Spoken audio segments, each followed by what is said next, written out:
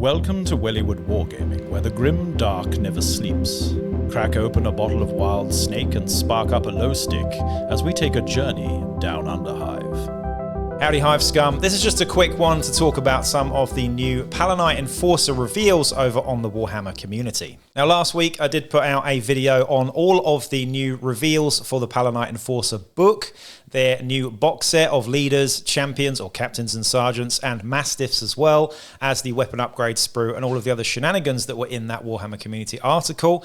Now though, we're going to take a look at two of the other things that have popped up on the Warhammer community since then related to the Enforcers. Now the first article is from the 10th of July over on the Warhammer community website. If you haven't seen this, go and check it out because it's pretty exciting. This is about the new prospects or new pieces in the Enforcer gang that will be revealed, I suppose, in their rules in full in the new Enforcer book. And this is, of course, the Palanite Enforcer Haunts. This was a really interesting one. So just going off on a little tangent here, this was leaked about a month ago.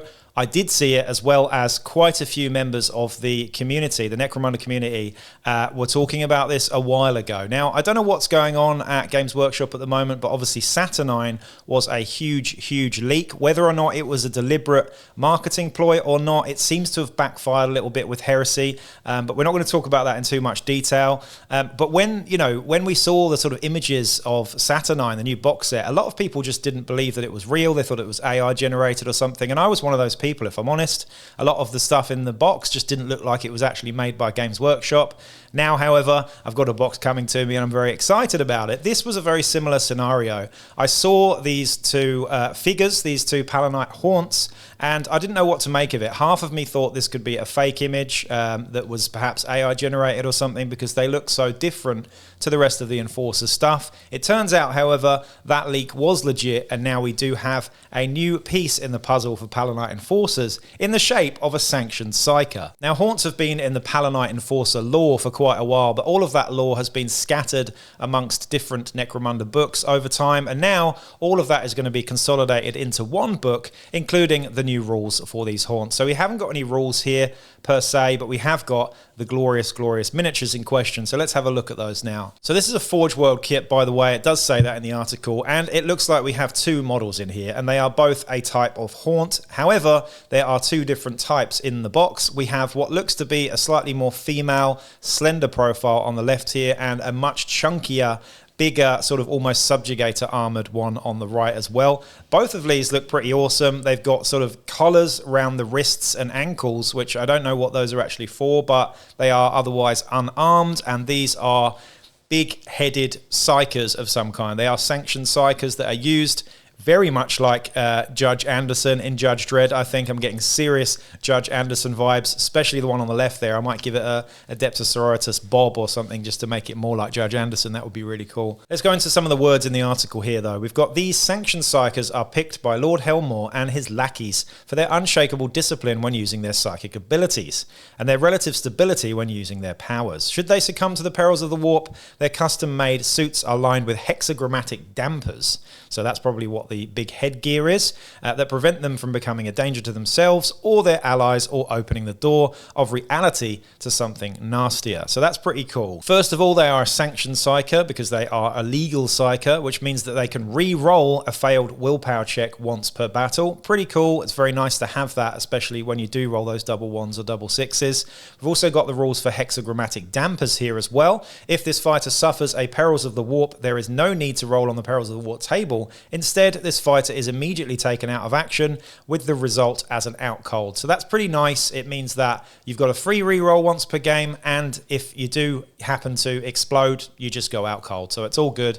Nothing happens. You don't need to actually roll on it. I do find that going through all of the stuff and rolling on the table can be a bit of a pain in the ass most of the time anyway, but in this case, you don't have to do any of that. Plus, you get the free reroll as well for being a sanctioned Psyker. Next, we've got a little bit about these specific different types here. We've got two types of Haunts. We've got the first one, which is the Psyrender, which is the slightly slimmer profile by the looks of it. They look to be telepaths, apparently. Whether or not they get the full access to telepathy powers or not will be interesting. I would say the telepathy weird power skill tree is most definitely the most powerful in the entire bunch. So giving these guys hallucinations and stuff like that is pretty horrible. But again, we don't know the willpower stats for these guys. And we don't know whether they're going to be prospects or champions or whatever as well. So I highly imagine them to have fairly average willpower, as enforcer stats generally aren't that good. So I think that will take the edge off the fact if they do get access to all the telepathy powers, can they use them that willingly and that well, I suppose, is the thing. So I guess with a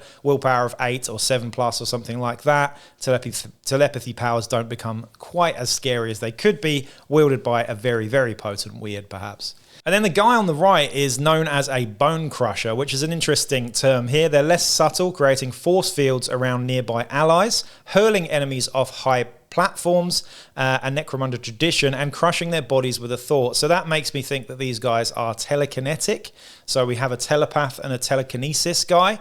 Correct me if I'm wrong there. We've got a couple of sort of mentions of words there that do sort of line up with telekinesis. So I think Jean Grey or something. We've got telepathy and telekinesis, I think. It could be biomancy or something like that, but I think it will be telepathy and telekinesis. So that's pretty cool. I think one will get access to the telepathy powers, one will get access to the telekinesis powers. I know which one I'm going to choose, and that's the telepathy one, generally speaking. I also prefer that model, if I'm honest, too. Really exciting, though. It doesn't say how they are, in the gang, whether they are limited, whether they're prospects. I imagine these guys will be prospects with fairly average stats. And yeah, I think it's pretty cool. Getting a sanctioned weird on a good guy gang is awesome. So let's go and look at the next article now. Then we have the long-awaited Imperial Alliance models, which are coming from Forge World as well. These guys are two very elite companions, enforcer companions here. The rules for these are in one of the Aranthian Succession books. I can't remember which one. I think it's either the second or third book. Do let me know in the comments down below. But these guys, I think people have been waiting for a while. We saw the images, the illustrations for these guys, and the rules are pretty good as well. Much like Heresy, the Saturnine box, these guys come with disintegrator guns from the Dark Age of technology.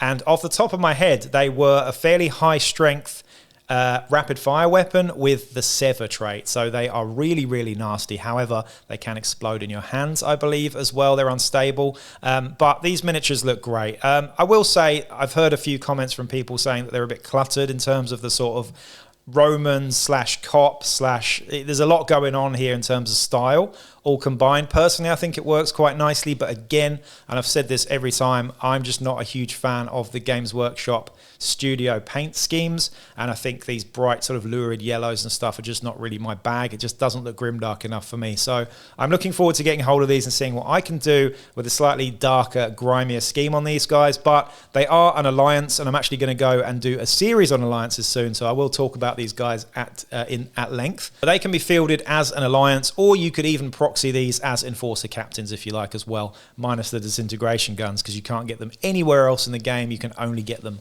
on these companions. So there we go. What do you think about these two releases coming up? They're both from Forge World, which is a bit of a shame. That does mean that they're going to be quite expensive. However, I think they'll be really, really nice additions to your Enforcer and other law-abiding gangs as well, especially if you want to go down the Alliance route with these guys too, because they're a pretty good alliance if you ask me. Anyway, I'll be back with another video real soon. Peace out.